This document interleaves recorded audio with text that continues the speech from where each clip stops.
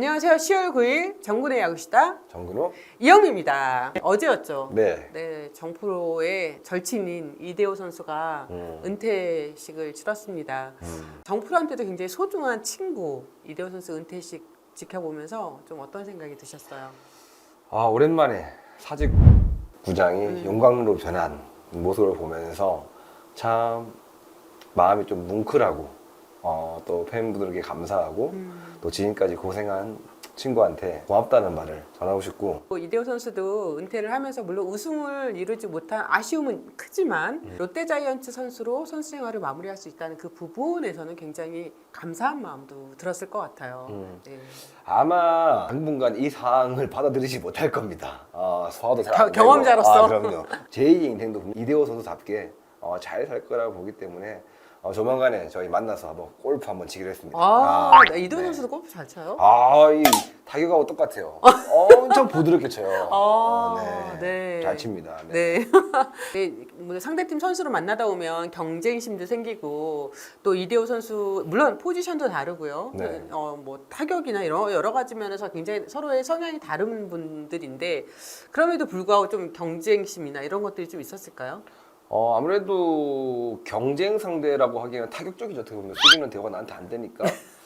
발도 안 되죠. 주로도 안 되고. 네. 타격 쪽에서는 워낙 또 월등히 대호가 잘 쳤고 인정을 또 받고 있었기 때문에 대호하고는 뭔가 라이벌, 경쟁 이런 건 없었던 것 같습니다. 네. 네, 어제도 프리미어십일 때 정근우 프로랑 같이 대표팀 선수로 뛰었던 오재원 선수도 네. 은퇴식을 치렀어요. 네. 한 분은 잠실에서 한 분은 사직에서. 네, 오재원 선수도 정프로한테 굉장히 특별한 후배죠. 아무래도 같은 이루스로서의 네. 못되게 야구한다는 느낌을 서로가 가지고 있는 두 선수죠. SK 시절에 별로 안 좋아했죠.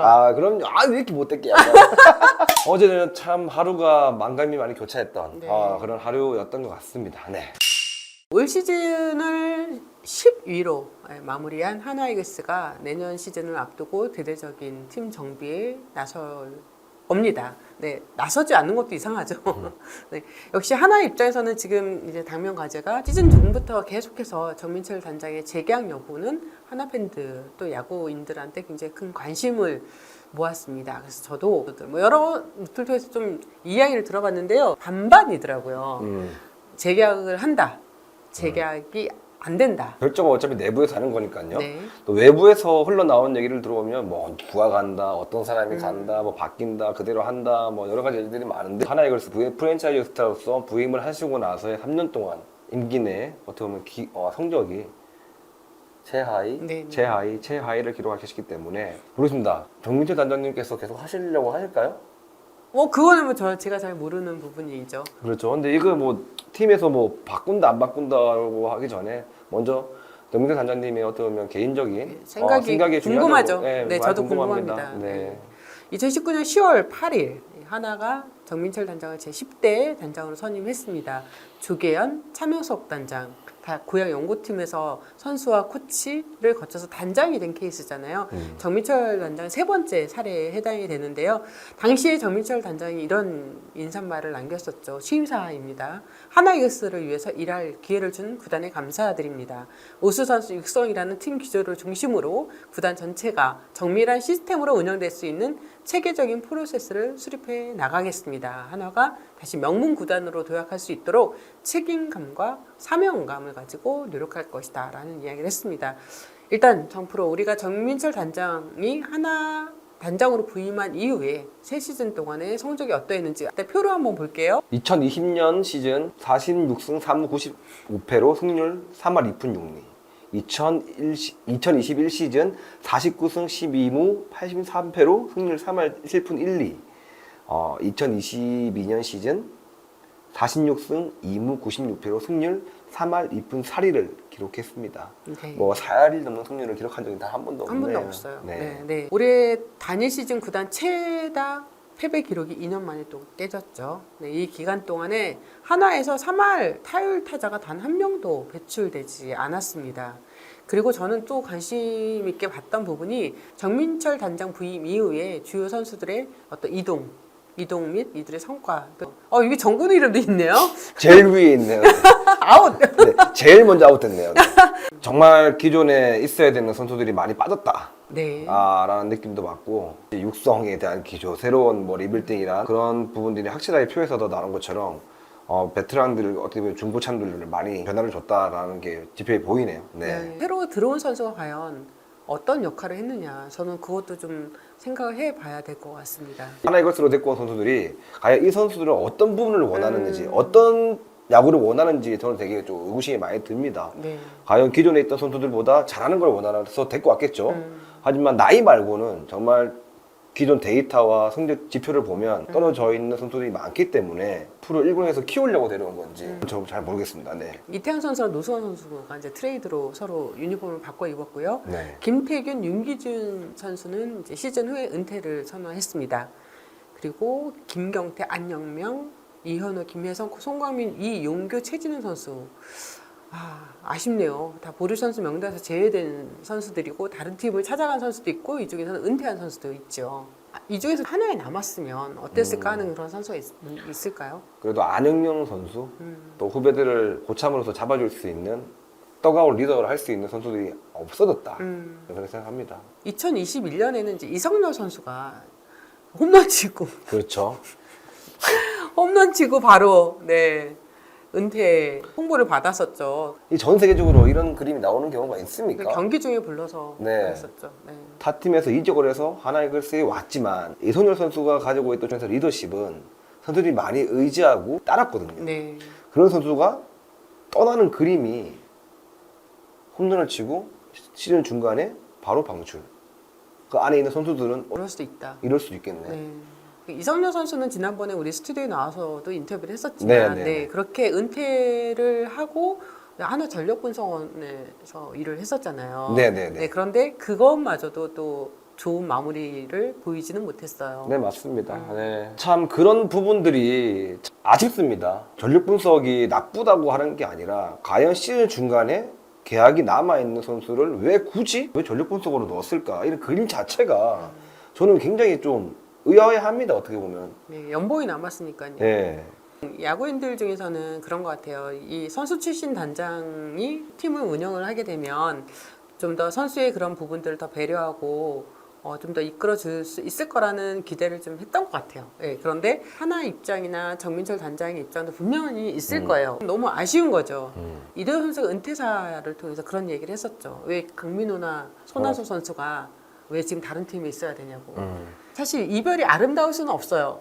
누구는 서운해지는 거거든요. 나가는 사람 입장에서는. 그렇죠. 아름다운 이별이 없어도 이해가는 이별이 있더라고요. 네. 그러니까 정민철 단장 부임 이후에 대대적인 개편을 하면서 이글스맨들을 다 코칭 스태프로 불렀죠. 네. 한윤덕 감독과 그다음에 송진우 코치, 장정훈 코치, 독수리 삼형제 해서 이렇게 모였던 그 장면도 눈에 선한데요.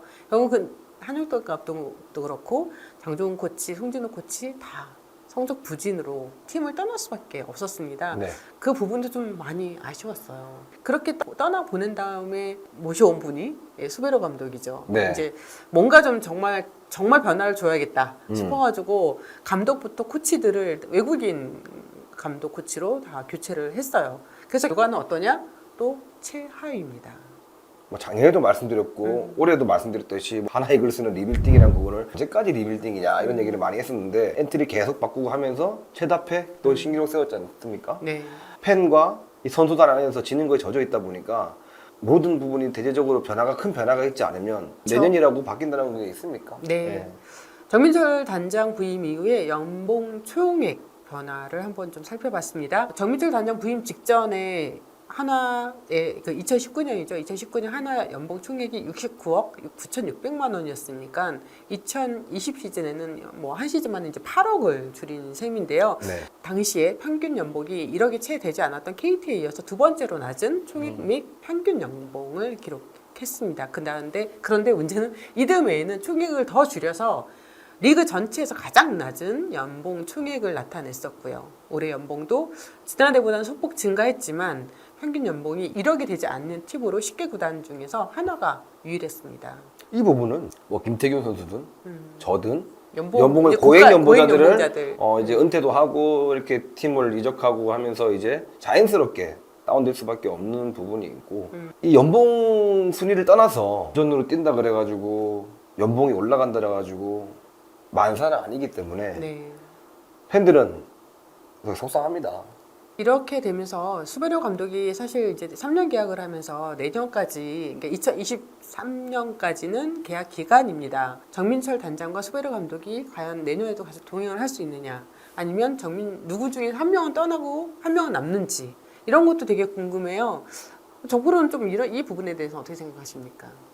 올해 뭐 FA 야수도 많이 나오지도 않고 네. 도대체 보강할 수 있는 전력도 없고 지금 있는 선수들이 내년에 기량이 완전히 확 변하지 않는 이상 또 이 성적이 그대로 갈 거고 이 시스템이 그대로 갈 거고 뭔가 감독이 책임을 지든 단장님이 책임을 지든 아니면 두 분 다 책임을 지든 뭔가 이거는 조금 내년에도 힘들지 않을까라는 생각이 드네요. 네. 예. 3년의 시간을 보내긴 했지만 이렇다 성과가 없었죠. 또 뭐 노시안 선수의 뭐 성장 등 뭐 성장은 있었지만 투수 유망주 선수들이 좀 더딘 성장 속도를 보인 것도 뭐 맞고요.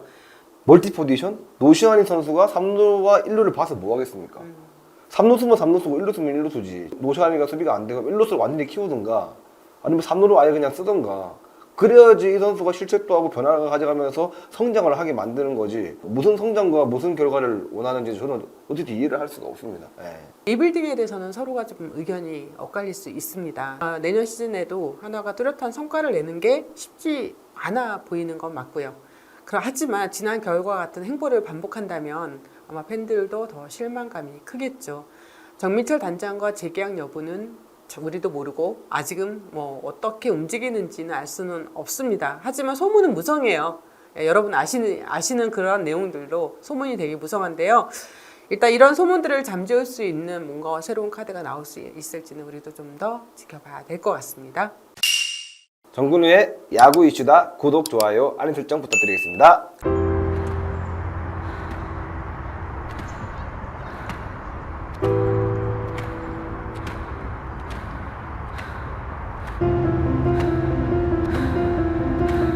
달린다는 것, 무한한 경쟁을 위해, 때론 희망으로 가득한 나의 미래를 위해, 그리고 달린다는 것, 일상으로의 건강한 복귀를 위해 세종 스포츠 정형외과